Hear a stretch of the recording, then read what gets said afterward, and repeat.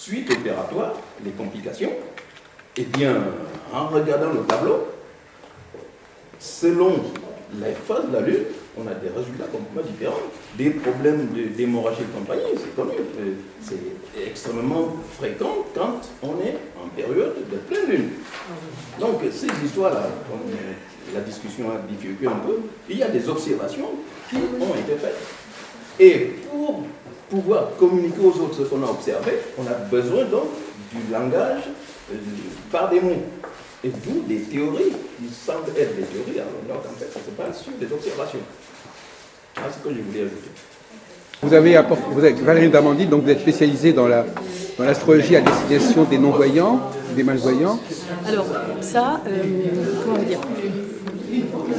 Ça, c'est une continuité en fait du livre qui a été édité en 2004 et qui, voilà, en 2004 et qui a été donc sous les presses Braille de la VH à Paris, du Roc. Donc j'ai recomposé le clavier entier avec donc les signes qui sont identifiables de manière tactile donc pour les déficients visuels et les non-voyants, le nom de chaque signe. La planète qui correspond, donc, qui maîtrise les signes, et là sont en braille codés en fait quelques mots-clés pour Mercure, intellect, raisonnement, je ne me rappelle plus dessous, donc quelques mots-clés en fait qui correspondent donc à Mercure. Alors le but du jeu, moi j'aimerais faire une exposition. Oui, une exposition. Une forme de mur tactile, afin que dans un lieu particulier. Voilà. Sur Internet, non ? Non, pas sur Internet. Mais bien sûr que non, pas sur Internet. Et donc pour qu'ils puissent identifier, à la fois découvrir la forme de la planète et découvrir les formes, tout simplement. Voilà. Donc vous en avez combien ? Vous avez pour les 12 planètes. Il y a 9 plaques, il y a tout. Tout est là. Tout est là. Alors qu'est-ce qui est écrit là exactement en braille là ? Alors là, Gémeaux. Oui, mais là le texte là, au milieu là. Alors je sais pas, là j'ai pas pris le mot. Il doit y avoir intellect, raisonnement. Ah d'accord. C'est des mots clés qui sont reliés directement à la planète maîtresse des deux signes. Voilà. Oui. Et toutes les plaques sont de cette composition sur de l'aluminium. C'est l'aluminium. C'est de l'aluminium. Voilà. D'accord. Voilà. Écoutez, donc, cette exposition pourrait se présenter sous quelle forme ? Il y aurait combien de 12 ? Alors, mon projet, c'est de démarcher en fait des lieux spécialisés donc, pour les non-voyants, évidemment, qui puissent, par exemple, soit dans un restaurant ou dans un cadre, à la fois être sur place et pouvoir découvrir les planètes. Voilà. Oui. Donc sous forme de mur, ou mettre les plaques sur le mur, il n'y a pas 36 solutions. Vous pouvez récapituler un petit peu, qu'est-ce qui vous a amené à travailler dans cette direction ? Vous faites, qu'est-ce que ça apporte ?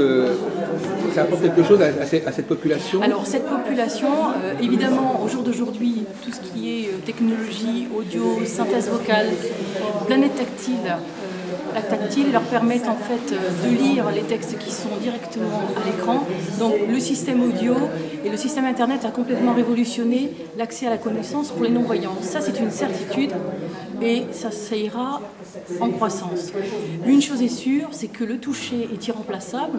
Donc au niveau du toucher, les non-voyants que j'ai rencontrés n'avaient absolument jamais vu la forme de leur signe.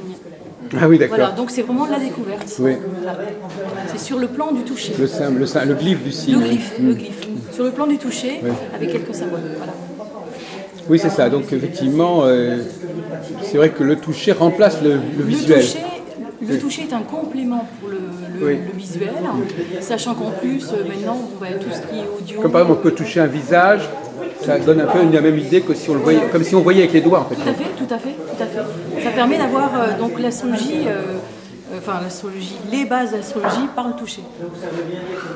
Oui, vous avez raison, effectivement, c'est ça. On voit avec les doigts, et donc même quand on a perdu l'usage des yeux, les mains voient quelque part, à condition de pouvoir toucher. Le toucher arrive à reconstituer les formes. Le toucher est un prolongement de la vue, en fait. Oui.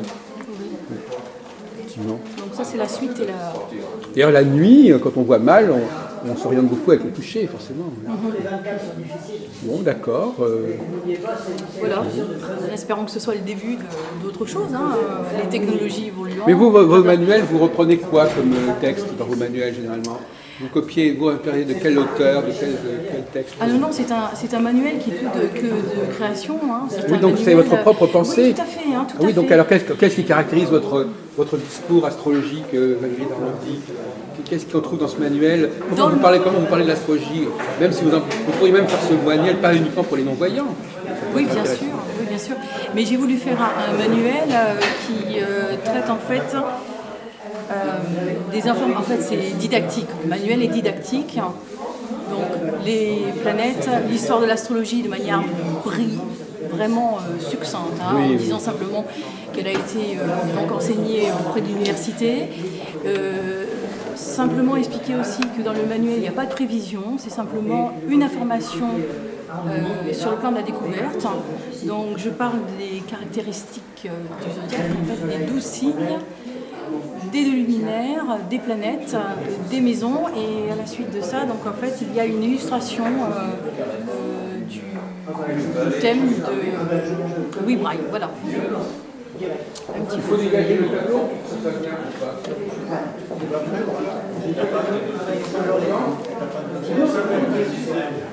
vient.